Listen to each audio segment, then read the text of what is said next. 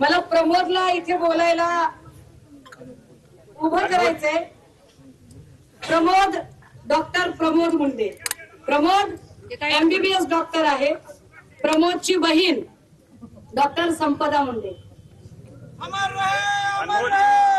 Doctor Pramod Munde हा तो माणूस आहे, जेव्हा पोलिसांनी फोन केला आणि नातेवाईक इथे आले आणि पहिली डेड बॉडी ज्याने बघितली तो प्रमोद मुंडे।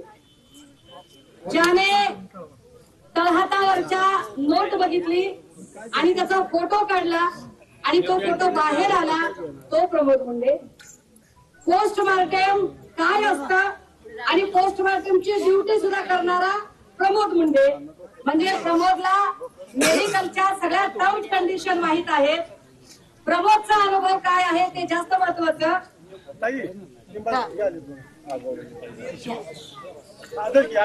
आदरकी वाले आलेत ना, या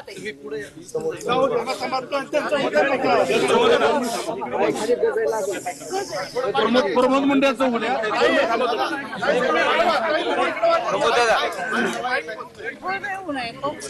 प्रमोद उलट फिर इकडे इकडे इकडे सरळ सरळ सरळ प्रमोद प्रमोद प्रमोद पाठीमागे जा प्रमोद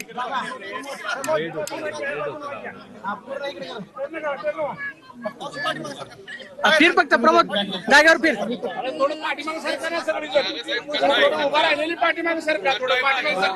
डॉक्टर संपदा मुंडे यांचा मी भाऊ आहे डॉक्टर प्रमोद मुंडे।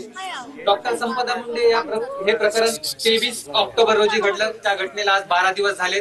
आम्हा कुटुंबियांची मुख्य मागणी SIT किंवा उच्च न्यायालयाच्या निवृत्त न्यायाधीशाच्या अध्यक्षतेखाली एक समिती स्थापन होऊन याचा तपास का केला जावं याचा मी संक्षिप्तमध्ये तुम्हाला उत्तर देतो की का आम्हाला SITची मागणी आहे।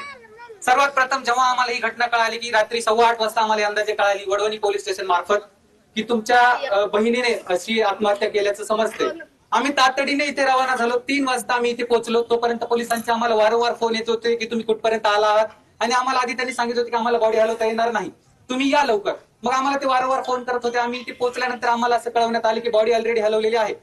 पहिला मुद्दा हा उपस्थित होतो की त्यांनी बॉडी नातेवाईक तिथे येण्या अगोदर का हलवली।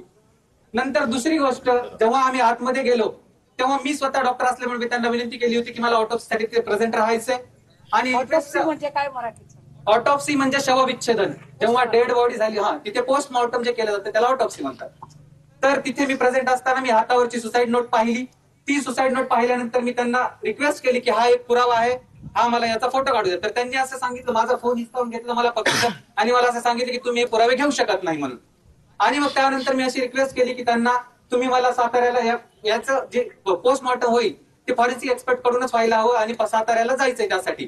मग तिथे जे वैद्यकीय अधीक्षक धुमाळ होते ते 5 वाजेपर्यंत तिथे प्रेझेंट नव्हते। 5 वाजता ते आले, तेव्हा त्यांना अर्ज लिहिला आणि 6 वाजता मी पोलीस स्टेशनला आलो।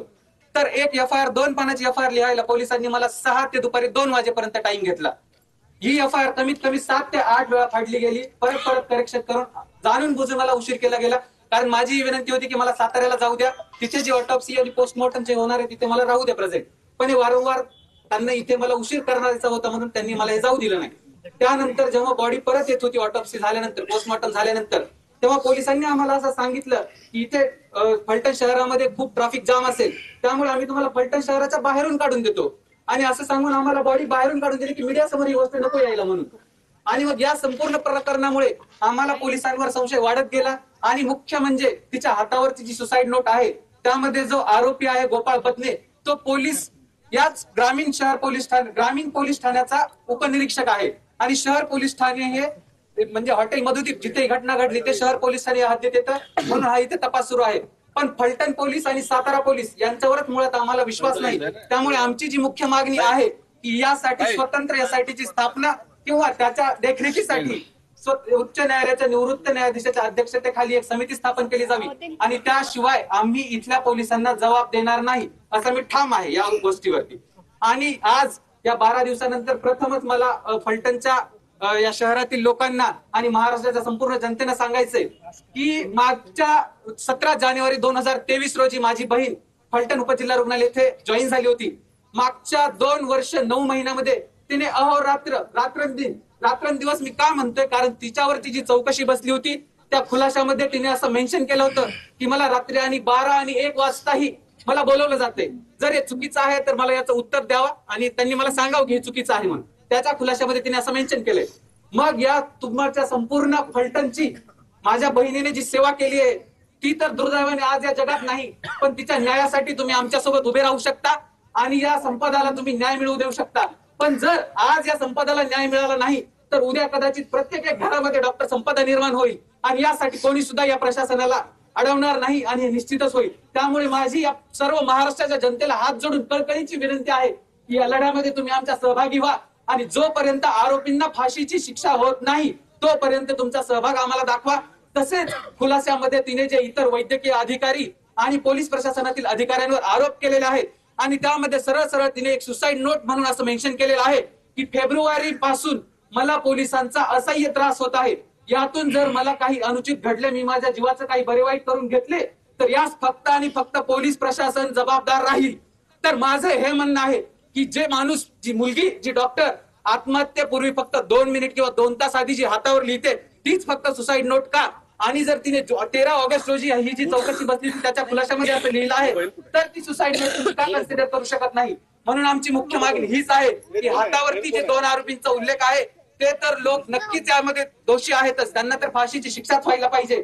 पण जे इतर सर्व काही आरोपी यामध्ये दोषी आढळतील त्या सर्वांना सेवेतून तातडीने बरतर्फ करण्यात यावे आणि त्या सर्वांना कायद्याच्या रूपाने जी काही कठोरात कठोर कार्यवाही करण्यात यावी ती करावी ही अशी आम्हाला विनंती आहे. आणि या महाराष्ट्राच्या जनतेवर आणि या न्याय व्यवस्थेवर आम्हाला पूर्ण विश्वास आहे. ते नक्कीच आम्हाला या प्रकरणामध्ये न्याय मिळवून देतील असा आम्हाला विश्वास आहे.